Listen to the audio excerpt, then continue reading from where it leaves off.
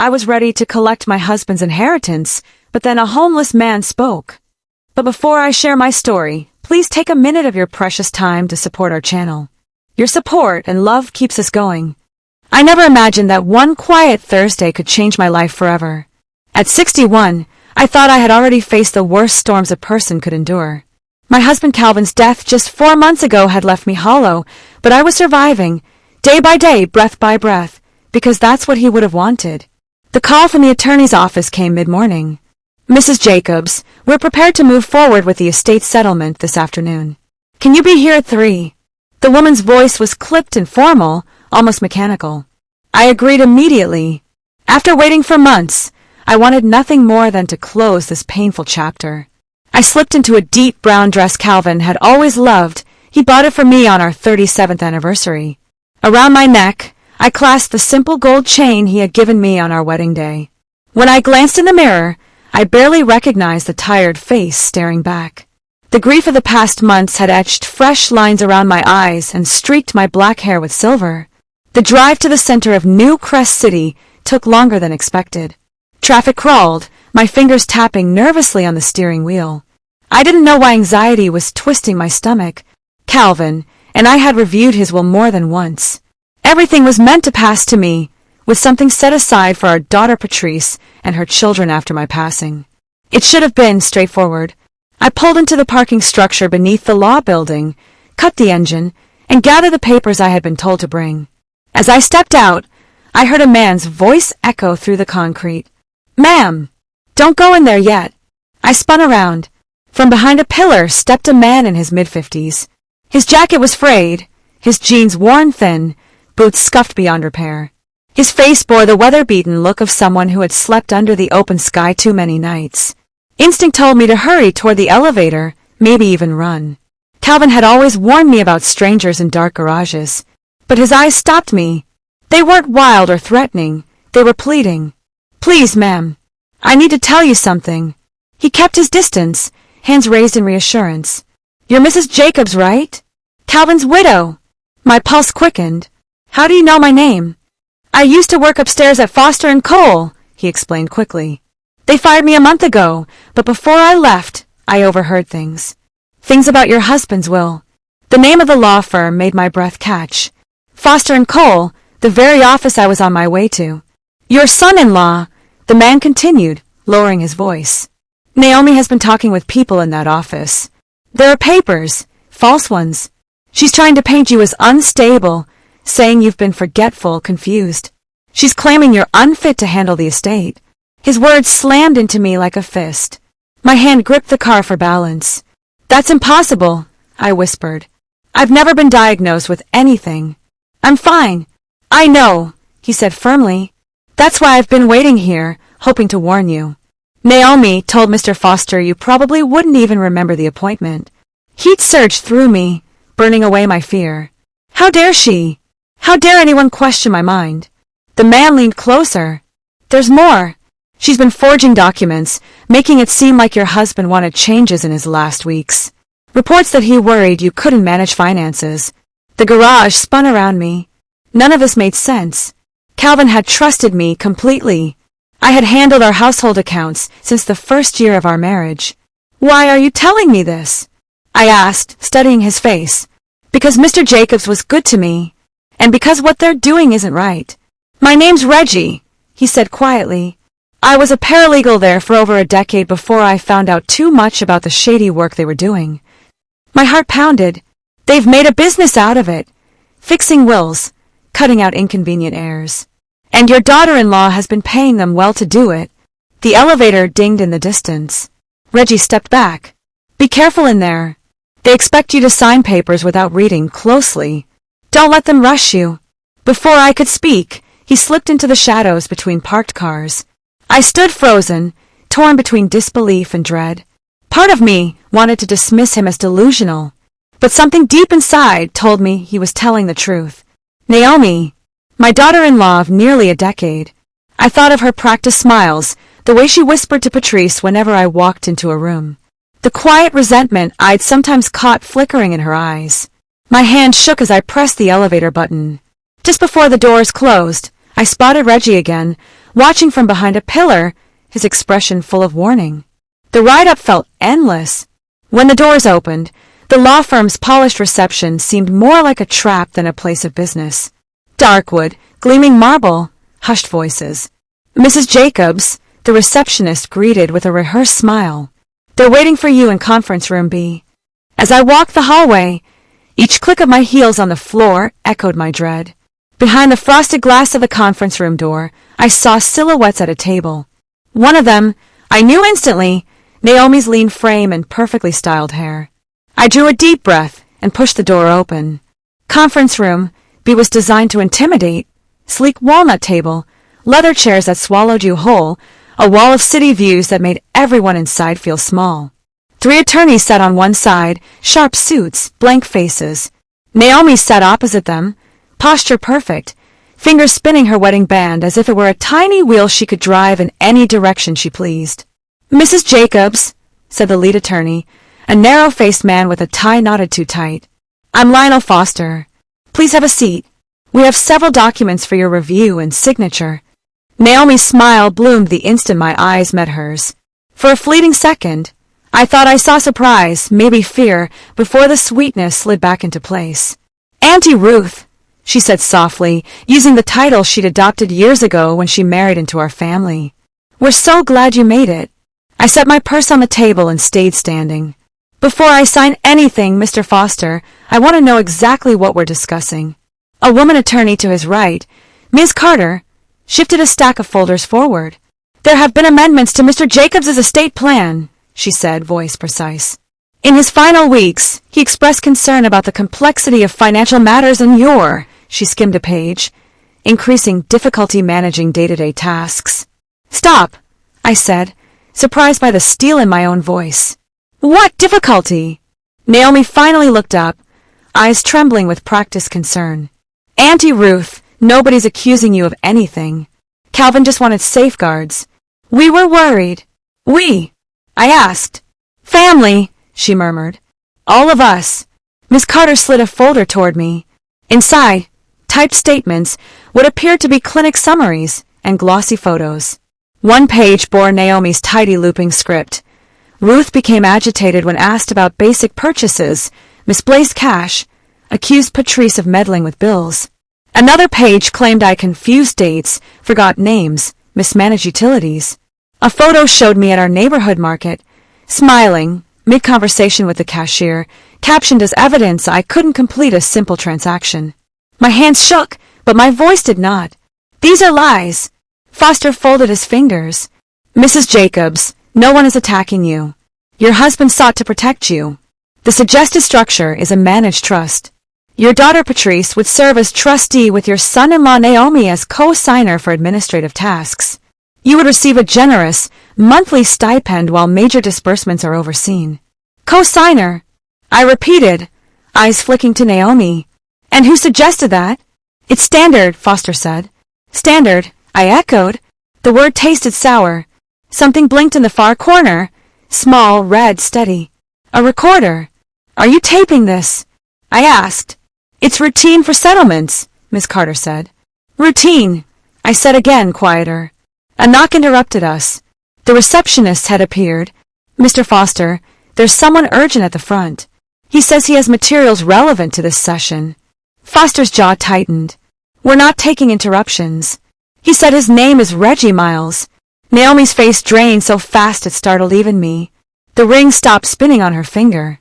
I don't know any Reggie, Foster snapped. Tell him. I want to hear him, I said, pulling out my chair but not sitting. If he came for me, he speaks. Auntie Ruth, there's no need, Naomi said quickly. We have everything But Reggie was already in the doorway, cleaned up but still out of place among the polished surfaces and polished people. He nodded to me, then addressed the table. I have copies of Mr. Jacobs's original documents, he said evenly. Signed, witnessed, timestamped before any of these so-called amendments. I also have correspondence outlining an internal asset reallocation protocol, your phrase, not mine, used to reshape wills when clients or their relatives request alterations. Foster shot to his feet. This is trespassing. Security. Call them, Reggie said unfazed. But Mrs. Jacobs has a right to see the truth before she signs away her future. He opened a worn folder and laid out pages with gentle care, as if they were delicate photographs that might bruise under rough hands. My eyes found Calvin's signature, his true one, not the cramped imitation in the packet Carter had slid to me. The relief that surged through me made my knees weaken. "Where did you get these?" Foster demanded. "From your own archive," Reggie replied. "Before you cleared it. You missed some mirrors in your copier logs." Miss Carter went sheet white. The third attorney, Mr. Bloom, began quietly gathering the packets they'd handed me, as if sweeping crumbs off a table might erase what we'd seen. Naomi made a sound somewhere between a gasp and a whimper. I turned to her. "Why?" She stared at the table. "We're drowning," she said at last, voice shredded. "The house, the business, everything's upside down. We thought," she swallowed, "I thought the trust would take care of you and fix the mess. I didn't sit. A trust that pays me an allowance while someone else controls the rest? How much?" No one answered. Reggie did. $36,000 a year, he said quietly. Indexed to nothing. The remainder earmarked to service debt Naomi listed as family obligations. Naomi's eyes flashed to him, then away. "My husband trusted me," I said, each word anchored in place. "He never doubted my mind. He never wanted someone else in charge of my life." "Mrs. Jacobs," Foster began, "we can revisit the terms." "We're not revisiting anything," I said. "We're reporting crimes." Naomi swayed in her chair, color leaking from her face. For a second I thought she'd faint. She didn't. She sat very still, breathing like each breath was a decision. Reggie slid another set of pages forward. "There's more. Payment records, consulting invoices categorized under document remediation, and a list of preferred medical letterheads you've used before." He tapped one sheet. "This physician retired 2 years ago. Funny that he signed an evaluation last month." Mr. Bloom stopped gathering papers. Silence pressed on the room like a lid. Outside the window, New Crest City traffic glittered and flowed indifferent. I looked at Naomi, this woman who'd been at our table for holidays, who texted me heart emojis on Mother's Day, who had looped her arm in mine at church potlucks. "You called me Auntie. You sat beside me through Calvin's treatments." Tears welled in her eyes. "At first, I meant it. I love this family. And then," I asked.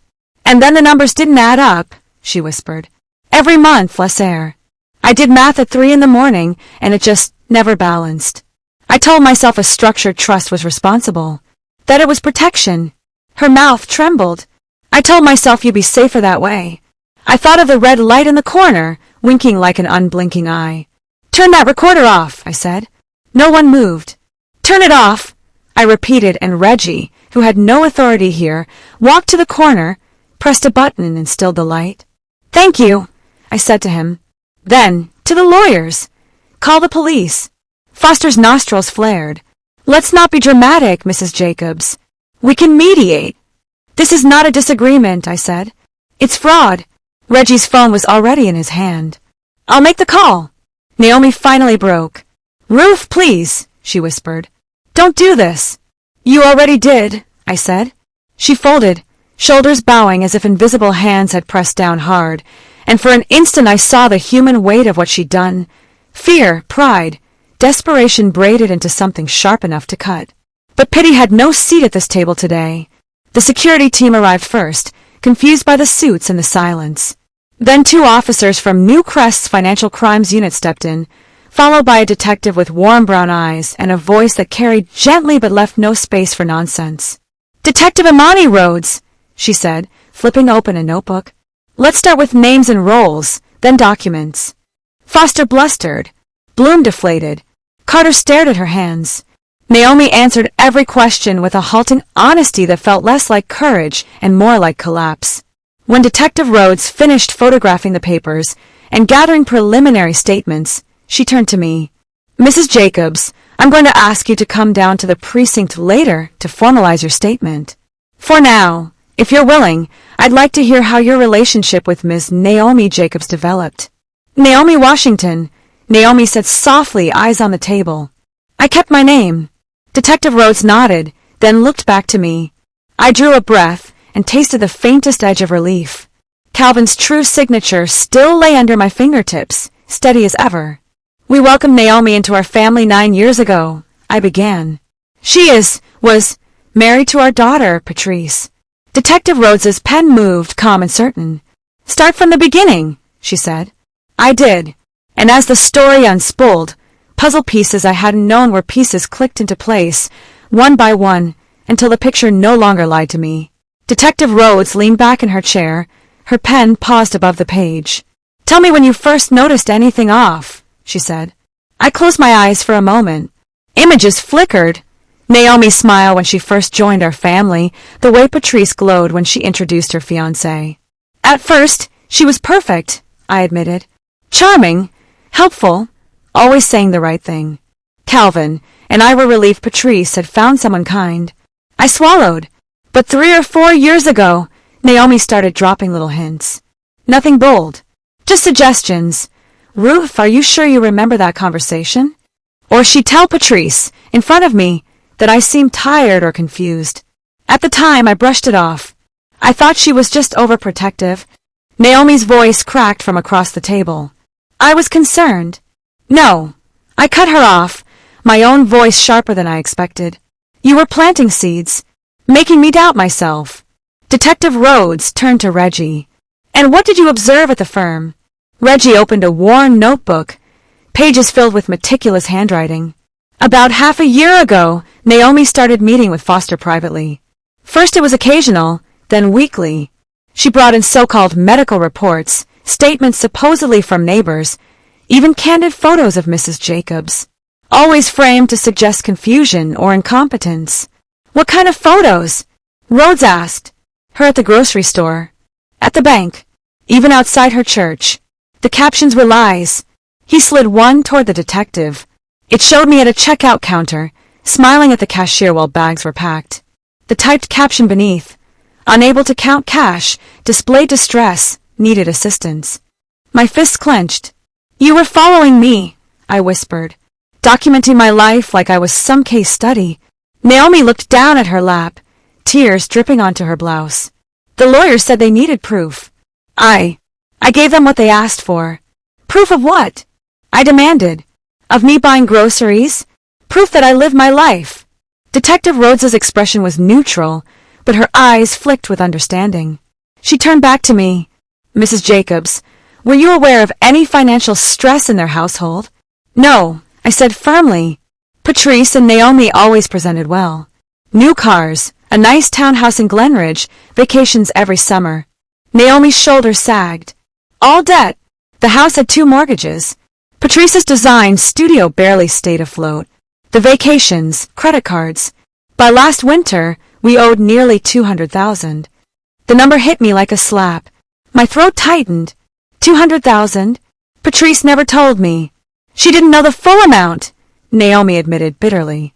I kept moving money around, convinced I could fix it. But when Calvin got sick, I realized the inheritance might be our only way out. "Your only way out," I said coldly. "Not mine." "It wasn't stealing," Naomi whispered.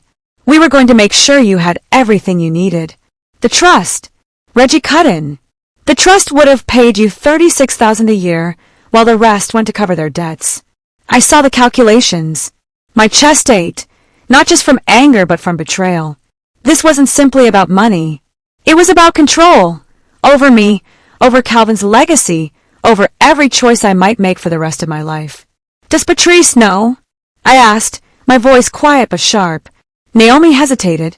That silence was answer enough. "She knows we were struggling," Naomi said finally. "But she doesn't know about the forged reports. She believes Calvin really changed his will." "Because you made her believe it," I said. Naomi nodded, trembling. I told her stories, small things, that you left the stove on, that you forgot directions, that you accused a neighbor of stealing your mail. I twisted normal moments into warnings. "Lies," I said flatly. "Yes," she whispered. Detective Rhodes closed her notebook. "Mrs. Jacobs, I'll need you to come to the station later for a formal statement. And Ms. Washington," she looked at Naomi, "you'll be answering for your role in this scheme. As for you 3, she turned to the attorneys, "we'll be subpoenaing every record connected to your handling of this estate. Foster's face was stiff, Carter's pale, Bloom sweat-soaked. Reggie let out a low, bitter laugh. Victims? You charged her 50 grand to forge reports. I've got the invoices. Foster's lips pressed into a bloodless line. As the officers began collecting evidence, I turned to Naomi, the woman who had sat at my holiday table, who had prayed beside me, who had called me Auntie, like I was her own kin. Was any of it real? I asked quietly. Her eyes, swollen and red, met mine. At first, when Patrice and I married, yes, I loved you both. But when the debt came crashing down, I started to see you not as family, but as a solution. Her confession sliced through me. The Naomi I thought I knew had been gone for years, replaced by someone I barely recognized. And yet, the sting of betrayal wasn't the deepest wound. The deepest wound was knowing my own daughter had been drawn into this web of lies, unwitting, maybe, but poisoned all the same. Detective Rhodes closed her file. We'll finish this downtown. For the first time in months, I felt something stronger than fear. I felt resolve, because Calvin's trust in me was still intact. His signature had proved it, and I wasn't about to let anyone, family or not, erase it. 3 days later, I sat in my kitchen, staring at my phone. Patrice had called 15 times since Detective Rhodes spoke with her. I hadn't answered. I wasn't ready, not ready to hear whether she had believed Naomi's stories about me. Reggie had stopped by twice, bringing fresh copies of documents and checking in as if he were family. It was strange, this man who had nothing cared more about my well-being than my own daughter-in-law had. At exactly 2 o'clock, the doorbell rang. Through the peephole I saw Patrice on my porch, her hair pulled into a fraying bun, face pale with exhaustion. Naomi stood beside her, smaller than I'd ever seen her. I opened the door but didn't invite them in. Mom, Patrice said, her voice breaking. Please, we need to talk. I studied her carefully. She looked older than her 30 years, weighed down by shadows under her eyes. Do we? I asked evenly. Please, Patrice whispered again. I stepped aside. You have 10 minutes. They settled onto the couch Calvin and I had chosen together years ago. The same couch where Patrice first brought Naomi home, glowing with love. The same couch where countless family memories had once felt safe. Now it felt tainted. Detective Rhodes told me everything, Patrice began. About the forged reports, the fake amendments, the lies about Daddy changing his will. She shook her head. I had no idea. Mom, I swear. I never would have gone along with that. I stayed standing, arms crossed. But you knew about the debts. Patrice's face crumpled. Yes. Naomi told me 2 months ago, when it got too big to hide. We were drowning. The studio's in the red, the townhouse is double mortgaged, the credit cards maxed out. But I didn't know Patrice's voice broke. I didn't know she was lying on you. I turned to Naomi. And you. Naomi's eyes brimmed with tears. She looked nothing like the polished manipulator from the law office. She looked defeated. I twisted things, she whispered. Everyday mistakes, leaving milk on the counter, forgetting someone's birthday, misplacing receipts. I turned them into evidence. I made Patrice believe you were slipping. I made myself believe it was protection. Protection! I snapped. You planned to put me on an allowance while you wiped out Calvin's estate. Patrice's head jerked toward her wife. Allowance? What is she talking about? Reggie's words echoed in my mind. Ask her, I said coldly. Naomi covered her face with her hands. The trust was structured to give your mother $3,000 a month. The rest would pay down our debts. Patrice recoiled. $3,000? That wouldn't even cover her property taxes. Naomi sobbed. I thought if the debts were cleared, we could start fresh. You'd still have her. She'd still be cared for. Cared for? Patrice's voice rose. You tried to steal everything my father built. You lied about the woman who raised me. I felt the weight of both their stares. My daughter, ashamed, broken-hearted. My daughter-in-law, cornered, unraveling. Do you understand what you've done? I asked Naomi. My voice trembled with restrained fury. You poisoned my relationship with my child. You used Calvin's illness, his final months, to weave lies. You wanted to turn me into a burden, just so you could get your hands on what wasn't yours. Naomi crumpled further. I was desperate. And desperation, I said, doesn't excuse betrayal. Patrice buried her face in her hands. Mom, I don't even know who I'm married to anymore. The silence in that living room was unbearable. Outside, the world went on, neighbors mowing lawns, children laughing on bicycles, while inside, my family was tearing apart. Finally, Patrice lifted her head. Her voice was hoarse but steady. What happens now? I had been asking myself the same thing for days. Justice was coming for the lawyers. Reggie's evidence made that certain. But what about Naomi? What about Patrice's marriage? What about us? That depends, I said carefully, on whether you both are willing to face the truth instead of hiding behind excuses. Patrice's gaze burned with anguish. Naomi's with shame. The room felt heavy with choices, and I knew then, whatever happened next, none of our lives would ever be the same. 6 months later, autumn laid a quilt of gold and crimson across New Crest City. I sat on the back porch with a steaming mug of tea, watching the maple tree Calvin and I planted for Patrice's 12th birthday blaze with color. The seasons had a way of reminding you. Nothing stayed the same forever, no matter how permanent it felt in spring. Naomi had taken a plea deal, 3 years probation, 400 hours of community service at a neighborhood food pantry, and repayment of the fees she funneled to Foster and Cole. The attorneys hadn't been so fortunate. Foster was sentenced to 4 years in prison, his partners 2 apiece. Reggie's testimony sealed their fate. As for Patrice, she filed for divorce within weeks of our confrontation. The more her lawyers sifted through Naomi's finances, the more betrayal unraveled. Credit cards opened in Patrice's name. Loans against her design studio without her knowledge. Vacations charged on accounts she'd never seen. Naomi hadn't just lied to me. She built her marriage on lies, too. Patrice now lived in a 1-bedroom apartment downtown, rebuilding her studio brick by brick. She drove an old Camry instead of the leased Lexus Naomi had insisted on.